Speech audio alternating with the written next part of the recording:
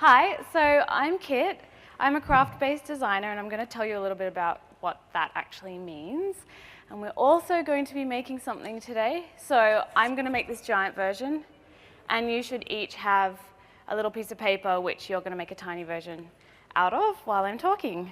So let's start.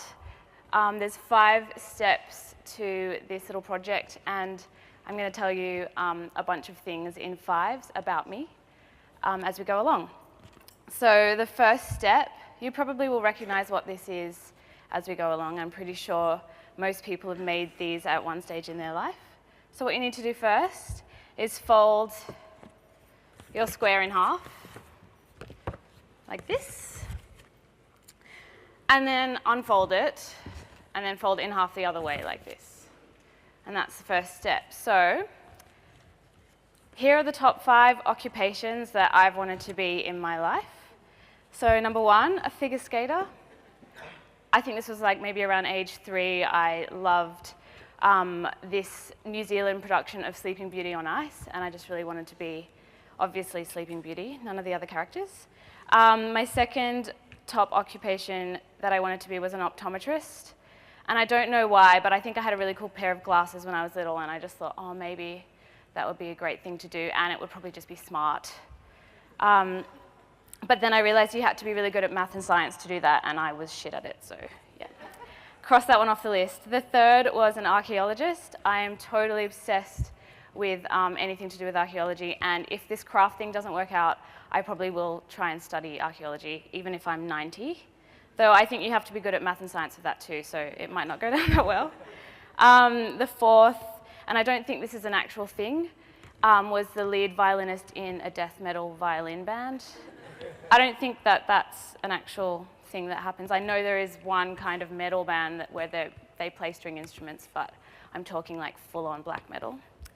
That wasn't really going to happen either. And the fifth was a librarian, but my mum's a librarian and she told me about the truth about being a librarian. You don't get to wear cute outfits and glasses and read awesome books to kids all day. It's actually kind of, I don't know, less exciting than that. So the whole time that I was thinking about all these grand occupations, I was actually making things. So I've always been really into craft. And when I first moved to Sydney, I was assisting a stylist. And one day she was like, you do know that you could actually use these things that you're making and do something with them. And I was like, what? And then I realized I could. And so she started to commission little bespoke things for her shoots. And that's kind of how I got started, turning my hobby into something that could actually be a thing, one of these top occupations that people might want to have. Okay, so the second step in our little project is open up your square. I'll do it the pretty way around. And fold all of the corners into the middle. So I've already pre-prepared all my folds, but yeah, so do this. And that's step 2. Now, the 5 most interesting projects that I've ever worked on as a craft-based designer, now, I kind of had to coin this term myself because there was no occupation for the things that I really wanted to do in my life. So what I do is I make props, costumes, and set decorations and other bits and pieces like that for the creative industry. And I also teach craft workshops.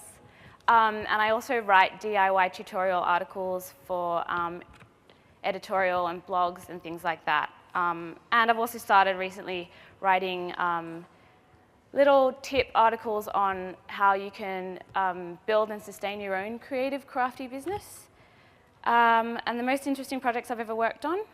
One was a workshop I did in New York for Etsy, which was the first time I'd ever taught a workshop to anyone. And I taught everyone how to make fake felt food, which I'll talk about a little bit later on.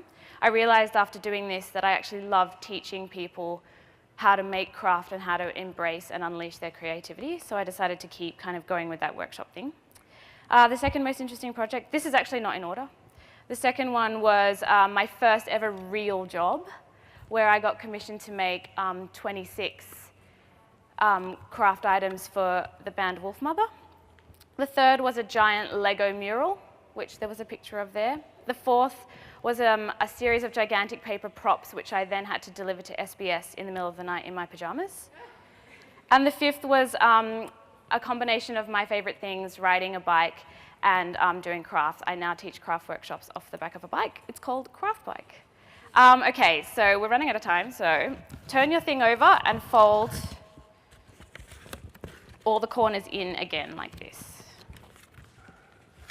Once you've done that, you should have something that looks like this. Now with your whole entire thing, fold it in half and like press down the creases, and then open it and fold it in half again the other way and press down the creases. Can anyone guess what this is? Yeah! So now stick your hands inside the flaps and push them together to form a chatterbox. And now you can go away to work and write lots of crazy fortunes on this and then do it to all your workmates and tell their fortune.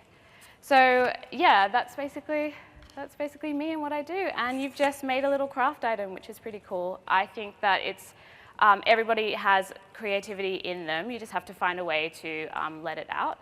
And my way is through making things. So thanks.